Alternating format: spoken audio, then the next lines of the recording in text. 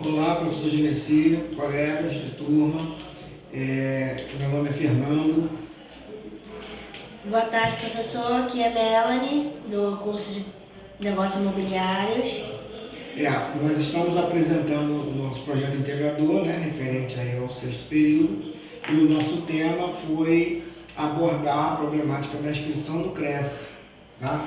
Mitos, dever e direitos.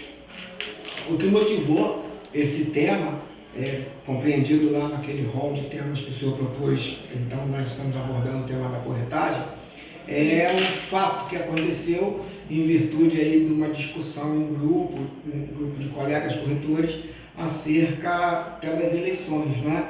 E da impossibilidade do corretor inadimplente no conselho votar ou não votar, né? E a incisão de multa, a incidência de multa. Exatamente. Conta para ele, né, como é que é. Exatamente, aconteceu através de um grupo, né, nós dois e uma colega, no qual o cliente dela gostou de um apartamento, fizemos o contrato e no momento do contrato a proprietária pediu que ela estivesse inscrita, legalmente inscrita. E diante disso ela falou que não havia necessidade, porque ela já tem uns 20 anos de corretagem. Há um tempo ela não paga, mas nisso não interfere ela e não interfere problema nenhum ao proprietário, né? Não dá problema nenhum no momento da venda. Só que aí teve esse problema, nós discutimos com ela, até citamos, né, que porteiro independente às vezes também é um corretor, né, e não pode, citamos ela como um porteiro e ela ficou um pouco chateada. E devido a isso a gente trouxe essa problemática, né, se é um direito, se está inscrito legalmente, ou se é um dever seu. Diante disso, a gente foi buscar lá na legislação e na bibliografia. E chegamos à conclusão seguinte: existe trabalho, ofício e profissão. Sim. Profissão é toda aquela que tem uma regulamentação legal. Então, por exemplo, um advogado não pode advogar se não tiver com a OAB dele paga. Um farmacêutico não pode exercer a atividade de farmacêutico se não tiver com o CRF pago. Assim como o médico. Assim como o médico, se não tiver o CRM em dia, ele não consegue prescrever receita e nem trabalhar. E isso encontra-se fortemente amparado na legislação. A gente começa falando da Constituição, né, que faz essa diferenciação.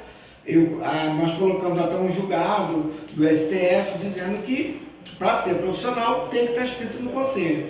E aí vem à tona a discussão da função do conselho. O conselho profissional, ele serve para fiscalizar a atuação do profissional, para que não ocorra nenhum desvio de ética, para que valorize a profissão perante a sociedade. Sim. Então, a nossa problemática gira em torno disso, porque a função de corretor é uma função multidisciplinar, né? Você precisa entender um pouquinho de marketing, de informática, de psicologia. Sim. Então, de vendas, de matemática financeira para calcular juros, essas coisas, financiamento, e precisa entender um pouquinho também de lei, da sua legislação. Né? Então a gente trouxe esse objetivo, e o objetivo é justamente isso, é entender o porquê que o profissional precisa estar inscrito, né, no CRES, o processo, né, e a importância da inscrição em dia, né, no conselho, e apontar, né, umas soluções para minimizar esses casos negativos, né. O CRES, ele atua um pouco diferente com relação aos outros conselhos, porque o CRES, ele não coíbe que você exerça a sua profissão, mas ele cerceia e limita alguns direitos. Sim. Diferente de outros conselhos regionais, de outros conselhos profissionais, que eles cerceiam a sua atividade fim. Então você nem trabalhar pode.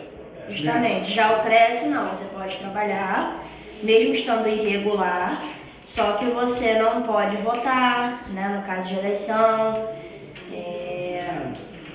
você não pode assinar nenhum tipo de contrato, né, na legislação você não pode, então você tem alguns impeditivos quanto a isso. E aí o nosso trabalho, ele gira em torno dessa problemática, E como proposta de solução, Sim. a gente aborda aquela boa e velha reciclagem. Para os corretores já estabelecidos e já inscritos, volta para estudar esse tema. Para os novos, a gente propõe a inserção de uma disciplina especificamente sobre isso no curso de TTI e no curso nosso de Graduação. de graduação. Justamente. Então, acho que com isso a gente consegue não esgotar o assunto, mas lançar uma luz sobre a importância dessa Fica bem claro, né? Fica bem claro, porque por conta das eleições, os inadimplentes não puderam votar. É. E se você não votar, você é penalizado com multa. Então, Justamente.